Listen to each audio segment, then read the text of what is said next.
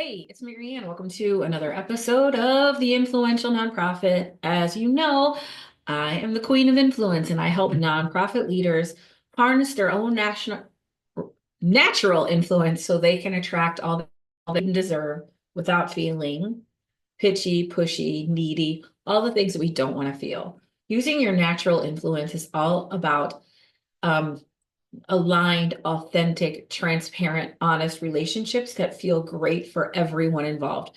And that is truly sustainable. And I want to talk to you today about something that hardly anybody talks about, which is why I talk about it all the time. And it's that your fundraising energy is contagious. And I hope we're enough from COVID that I can use that analogy, but your energy, for better or worse, is contagious. Let me tell you how that shows up. I'm going to tell you what the problem is. I'm going to tell you how to fix it and how to implement better energy in your life. Because let me tell you, what's keeping you from what you want probably isn't the right phrase or message or tool. It could be, I'm asking you to consider that it could be the energy in which you show up. So let's talk about it. Have you ever walked into a donor meeting feeling fully prepared and then you still got a no? Like it just fell flat somehow and you couldn't figure out why. Or maybe you didn't get the meeting because ghosted you when all indicators before that was really, really positive. I think that happens a lot. People get excited and you think something good's going to happen and it doesn't. What if like you just left a conversation or you got an email and you're like, something feels off, or man, that just didn't go the way I wanted. What's happening here? And chances are it's your energy. We focus so much on what to say and when to say it, but influence isn't tactical. Your influence is energetic. And yes, I understand in our world, we are consumed with the physics, right? The Newtonian physics of the world, what I can see, hear, smell, taste, touch. But our brains are completely attuned to the energy of a situation. It's a survival tactic that's gotten us through thousands of years, right?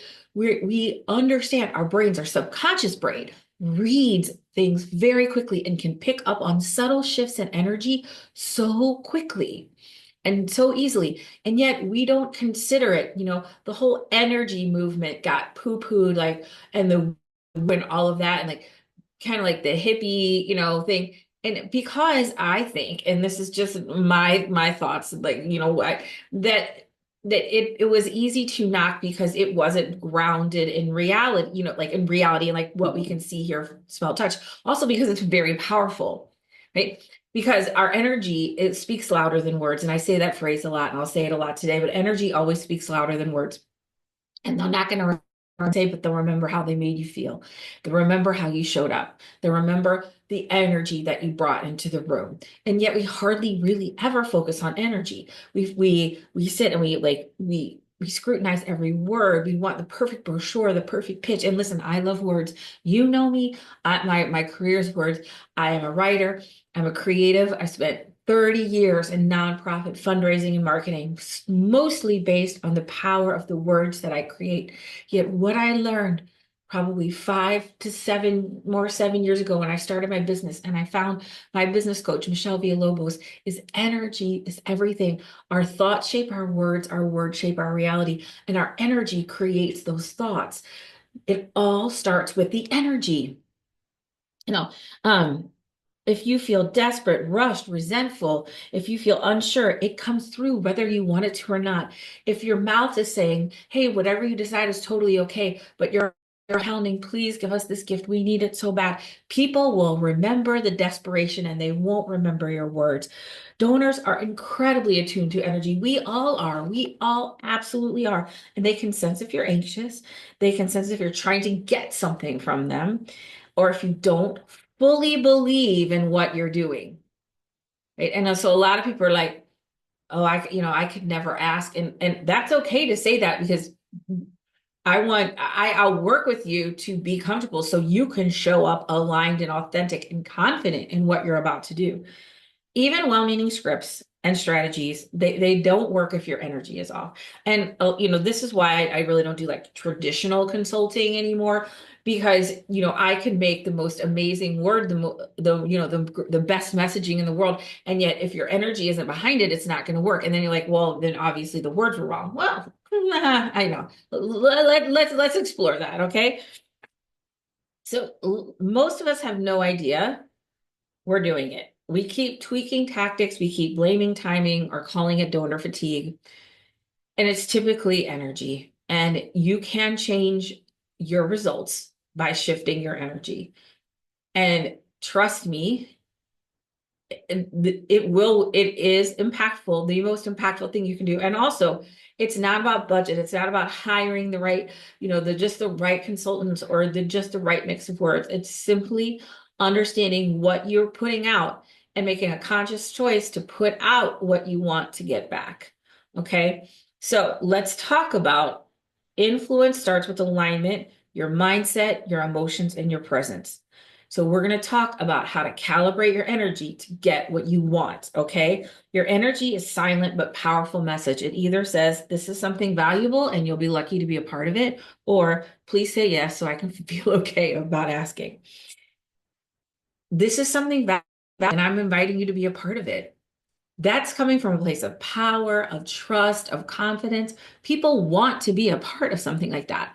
Remember, desperation has a very, very powerful energy. And you know this because I know you've been in situations where somebody's asking you something and you're like, oh my God, and you feel pressure to respond in a certain way.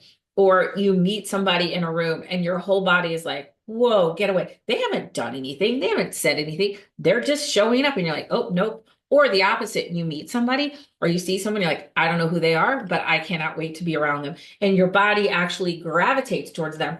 Like your whole body is saying, hey, go over here. This is where the energy is. I mean, when you've been in a situation where somebody's trying to get you to do something or push you into something, and that desperation of energy, it's a big turnoff. It's a big turnoff. So when your energy is confident, calm, connected, donors feel safe, they feel inspired, and that compels them to give. And that's what we want to talk about today is, how you want to do this, okay? How we can do this. And again, I've worked with hundreds of nonprofit leaders who struggled with asking, even when they had amazing missions, even when they believed in what they were doing.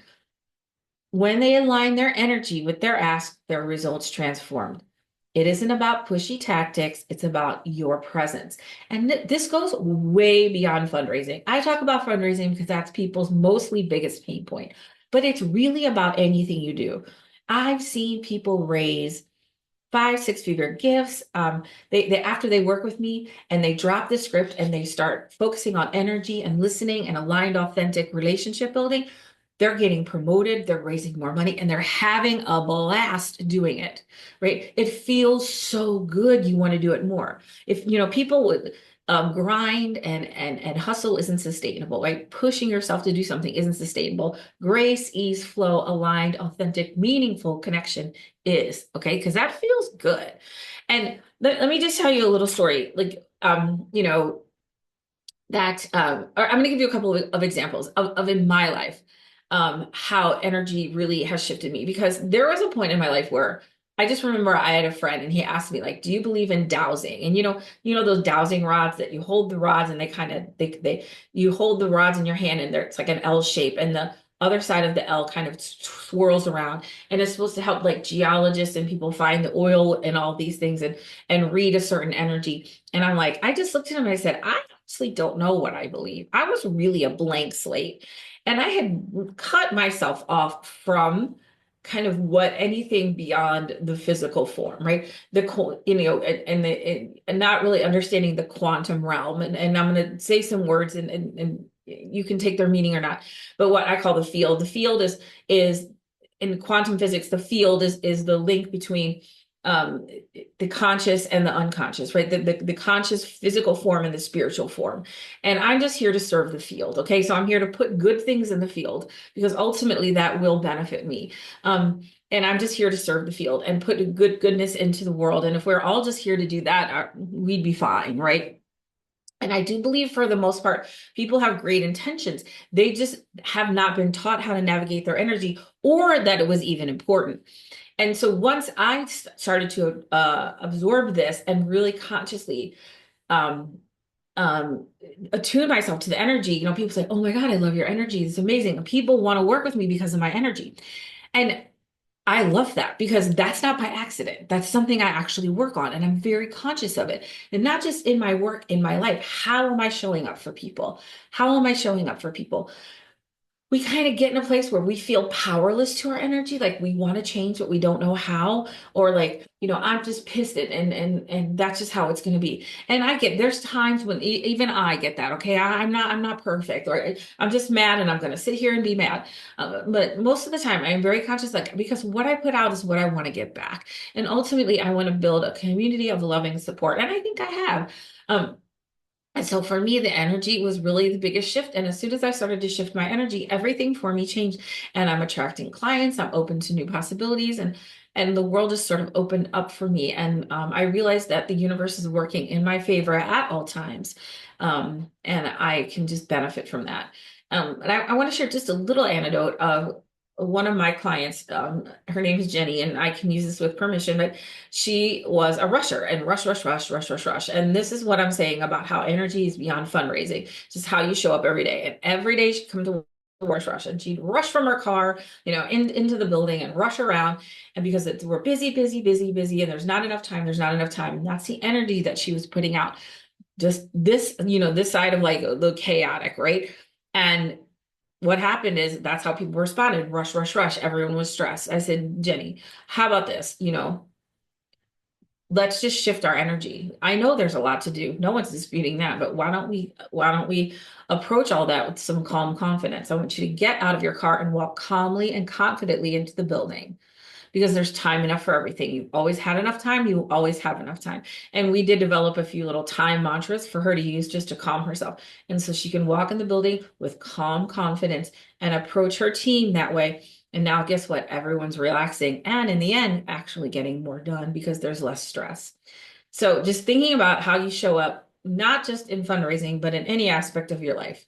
Okay, let's talk about how to do it. All right. So some of these you may have heard before, but um, it- and maybe some are new. Either way, I really want you to pay attention to these steps because they work. And if you could implement them, at least try them one time and see if you get different results, and then let me know. I'd love to even feature your story here. Okay, so first of all, you want to check in with yourself before every fundraising conversation, before a call, a meeting, an event. Pause. Pause. Don't rehearse your talking points. Tune in to your energy, right? Ask yourself, am I feeling rushed, nervous, resentful, hopeful, anxious, grounded? Am I walking in with the energy of I need this, or I'm here to invite a powerful part. I'm here to invite someone into a powerful partnership. Do I believe this donor will benefit from giving? In my honest and true heart of hearts, do I believe this is a beneficial relationship or could possibly be a beneficial relationship or still a beneficial relationship? Ask yourself this question. Take 2 minutes of your time. That's it, to write down your emotional state. Then choose one word that describes the energy you want to bring into the room or the call or the meeting or whatever. The speaking engagement, what one word? Calm, generous, inspired, curious, whatever that is. And I want you to be conscious of that word as write it on your notes somewhere. If you've got a notepad or a notebook, you can write it on there. So when you open up, you see it, whatever it takes. I used to have, I still have it, but I don't wear it as much because I'm the queen, and I was really stepping into this idea of sovereignty over myself and my choices, and understanding that other people don't dictate or define who I am or how I see myself. And I got this bracelet. That's a a crown, right? And I would wear it to remind me. And I still wear it now. And I typically wear it when I want to remember, hey, I'm the queen. I am the queen. So maybe there is just something that you have with you to help you remember this. And you that's an aside. You don't have to do that. But the best thing is just to pick a word. How do I want to show up? Am I feeling, I know, how am I feeling? Am I walking to the energy with, I need this, or I'm here to invite someone into a powerful partnership? And do I believe somebody will benefit from this? Because remember, in influence, when I'm of value to you, you're of value to me. Everybody wins. Like this is the equanimity of influence. When I'm here to invite you into something that I know will benefit you, or I would not be inviting you into it. I'm not to manipulate you. I'm not trying to change you. I'm not trying to get you to care about something you don't care about. I believe that this may be a good fit for you. Okay, there you go. So once you have that word, it takes you 2 minutes to really focus on what you want to bring into the room. And most of us, like, we'll look at our notes, we'll do anything but really tap into our own energy. Okay, next one is one of my favorites. You know that detach from the outcome, release the outcome. I know this can feel high stakes. I know it feels important. I know it feels urgent. And influence works best when you let go of needing a specific result. When you're attached, donor sense pressure, right? Even when you're smiling and polite, even when you say whatever you decide, you're totally okay.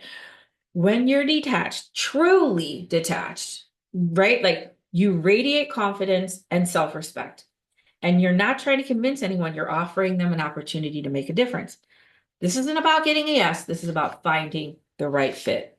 Okay. Now, in order to truly detach from the outcome, and not just say, yeah, I detach from the outcome. This is about doing that work of grounding yourself in abundance, understanding like the money shows up. Right? I bet you could look through your past and understand, man, that just came through. Wow. And I was so worried. If you could stay up all night thinking about what's going to go wrong, you can stay up all night thinking about what's going to go right. But anyway, but really doing the inner work to understand that whatever happens is okay, whatever happens is meant to be, that the right people are out there and that you're out to make a right fit. I practice this every single day. I run my own business, okay? That can be scary. Yes, I understand the stakes are high. I got bills to pay, okay? But pressuring and pushing people isn't going to get those bills paid. Finding aligned, authentic people who truly want to learn and grow, let's do that, okay? So it's about not getting the yes, it's about getting the right fit. You can do a mantra like I invite, I offer, right? I'm here to find the right fit. And they say, rejection is protection. I like to say things in the state of what I want instead of what I don't want. So that's what I invite you to say. Like I invite, I offer, I create partnerships, I create meaningful connection. Right? That's the mantra that we want. And you can say that to yourself before you go in. That if that helps you detach from the outcome. But it is the more you want something. Let me start again.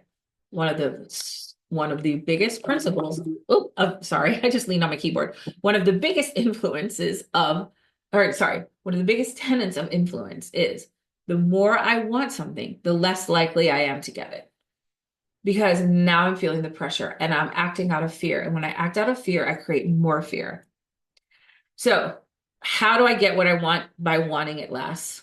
By letting whatever's going to happen.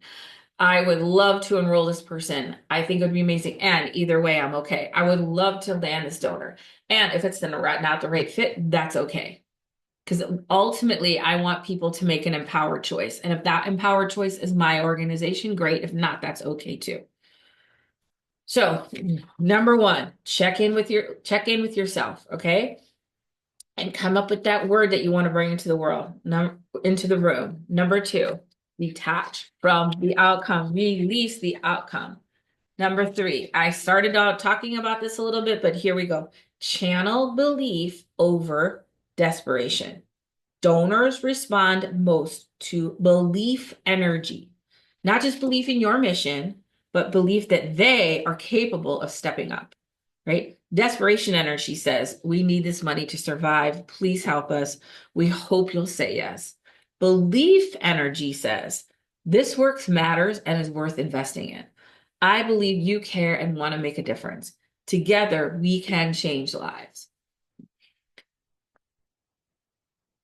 Belief energy is the belief that they are capable of stepping up and what they have matters and what they bring is important. That your work is worth investing in. If you look at it like this, if you come from a position of inferiority, hey, this person has the money, they have the power, we need the money, we don't have the power, then you're coming from a subservient, position. And people, that is that desperation energy. Belief energy is like, hey, we're equals. We're sitting around this table together, deciding if this is the right fit for you and if it's the right fit for me. And if it is, that's great. And if not, that's totally okay. Because ultimately, I want that person to make an empowered choice. And if that empowered choice is not my nonprofit, that's okay. Because guess what? They'll still remember me and remember the energy I brought and maybe refer me. Do you think if you try to push somebody into something and they push back, they're ever going to refer you or bring you up to somebody else or trust somebody that, maybe they know a foundation or a business or a person that has aligned with your mission? They're not going to refer you. They're not, no, because they got pushed that energy. And so remember, I think of it as like coming to the table. I'm sitting around a table. I'm not I'm not all, sitting on the floor while they're on a throne. We're sitting around the table looking at each other. We're equals. We're a partnership. Right? And whatever that partnership looks like is great. Okay, before your meeting, here's the practice for this one. Visualize the impact the donor could have. Just let yourself feel excited about the possibility, not fearful of rejection. Now, what I want to say is like, let yourself feel excited about the possibility of it, right? And like this, wouldn't this be amazing? And also hold space for it's okay if it doesn't happen. Now, one of the reasons that I think it's important is to visualize the impact the donor would have of everything going right is because our brain does not know the difference. Okay, so our brain does not know the difference between practice and actuality. And Dr. Joe Dispenza, who does Breaking the Habit of Being Yourself and a bunch of other books, like studies how our brains work. And so let's say if you're an athlete, like a figure skater, and you do a routine or you visualize doing that routine but also visualizing that complemented with an emotion of gratitude, hopefulness, or excitement, your brain will light up in the same way that it does as if your body actually did that. So by visualizing something working out, I told you a couple of weeks ago, I went on vacation and my oldest was taking care of my youngest, and my middle one was taking care of the dogs in the yard. And I'm like, oh, there was going to be so much that could go wrong. Well, if I can stay up all night thinking about what's going to go wrong, I can stay up all night visualizing everything going right. And this is not to, and I want to be clear because I'm still detached from the outcome. Okay. And now you think like, but wait, if I'm visualizing how everything is going to go right, how can I be detached from the outcome? I can hold space for this. I can visualize this conversation going amazing and how it would feel to do that and how it would feel to create a true partnership and also understand that, hey, it may not work out that way. Because I'm telling you, when you visualize it this way, even if it doesn't work out, you're in such a better place and it's such a healthier conversation and it's so much more respectful that even if it doesn't work out, it still feels okay. Right? Like, it's like, yeah, I know you're gonna be disappointed. And I know like somebody's like, oh, they're not going to sponsor this year. You're like, oh, dang it. And it is a disappointment. I get that you really wanted that sponsorship. And also, you're like, absolutely, of course, no problem. Like, well, how can I support you? What can I do for you? Like the we're gonna go is bigger than that gift, right? It's bigger than that moment. So visualizing everything working out okay, no matter what the outcome and how you're going to show up will train your brain. So your brain's kind of like feels like it's already done it. Number four, reset your energy when needed. We all have off days, okay?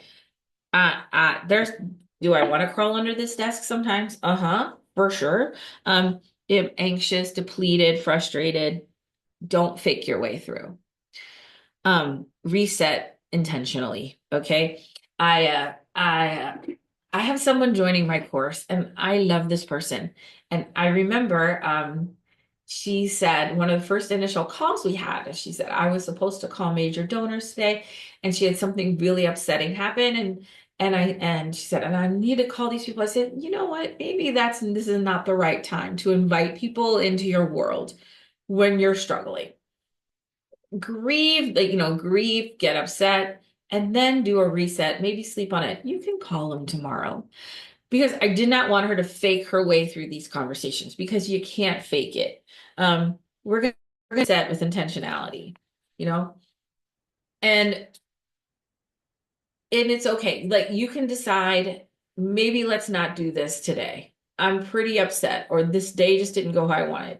And also, maybe it's something you have to do today, right? That we just got to we're going to get through it. Here's what you can do to reset your energy intentionally.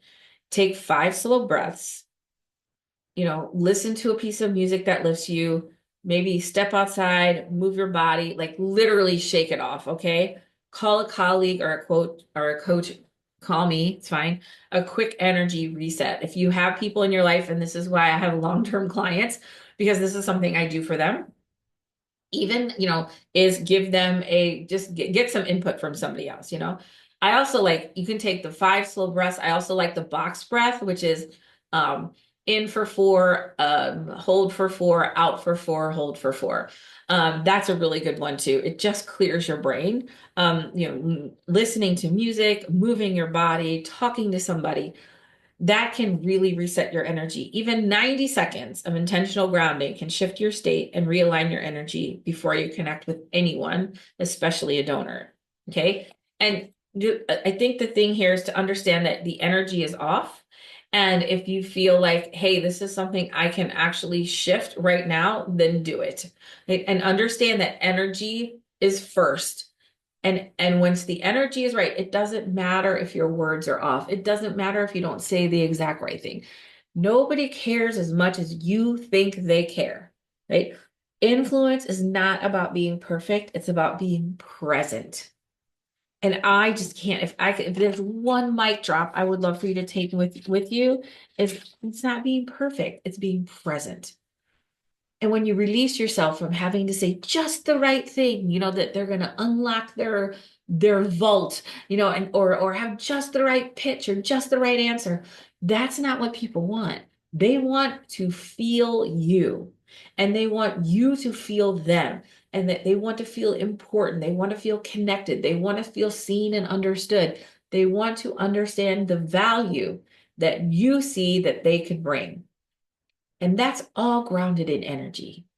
So let me recap really quickly, because we just have 4 points this time, okay? Check in with yourself before every fundraising conversation. And I would say before any conversation, really before anything. There's been so many times when every time, like, I'm going to take a 1 minute and just pull it in. I'm going to give you an aside. This is one of the things that I do. I forgot about this earlier, that I love to do before I either give a speaking engagement, or I facilitate a group, or I meet with someone. And I just imagine light. So one of the things I do is I just imagine me lighting up, and then and just like light shooting out of me and landing on someone, and that light shooting back to me, and just this exchange of energetic light and love. Like, that's just my love going out and my love coming back. Because when I'm focused on love and sharing and truly loving somebody, and that means, like, not for who they are, I love them for who they are, not what they can do for me. Okay, I love them for who they are, not what they can do for me, and I focus on that. There's no way it can go wrong. Right. And I know that we're going to leave in a good place, whether that means giving us money or sponsoring or whatever I want them to do or not.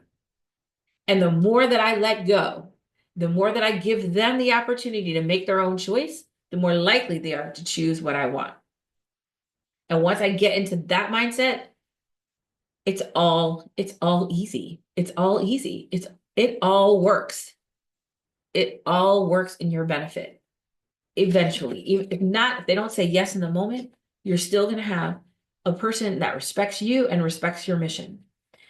Okay, check in with yourself before every fundraising conversation, detach from the outcome, channel belief over desperation, right? The energy of belief that you are worth investing in, that you believe that they care and that they can make a difference. You believe that they will benefit from this array, from this relationship. And four, just do an energetic reset when needed. Be conscious of what you're bringing into the room. If you just had a really frustrating meeting or phone call, or you just had to yell at your kid, which I have to do all the time, but then I get, okay, I don't want to bring that frustration in. And I didn't realize I was doing that. I would and I would say, oh my God, this happened. And I was trying to like speak it and let it go, right? Release it out. Because once I would just complain about it and then I'd be over it, I just wanted somebody to listen to it. I realized I was doing that. And now I just do that for myself. Like I understood, man, that really sucked. Okay, but I don't want to bring that to this meeting. I don't want to bring that energy into this meeting because it kind of like follows you around and it can be like a cloud of despair that you're bringing with you everywhere you go. And people are not going to be attracted to that consciously or subconsciously. Remember, this is all unspoken. It's all unseen. It's all unheard. And it is the most powerful force that you can have. Make your fundraising energy contagious. Make it something that other people cannot wait to be a part of. They cannot wait to meet with you. They cannot wait to see you because they love the energy that you bring into their lives. Okay, that's it for me and this episode of The Influential Nonprofit. Listen, if you really want to learn how to supercharge your energy, I am here for you. There's a link in the show notes. Hit me up. Let's talk. Let's see what we can create together. I guarantee you, any conversation we have, you will leave the better for it, whether you're a right fit for the program, or if it's a good time for you to enroll or not. Don't worry about that. Just reach out, connect with me, and let's see where we can go together. Okay, I release the outcome too. I have no attachment to these calls, but I do love doing them. And this is truly how I meet people and find the ones that are right for the work or not. All right.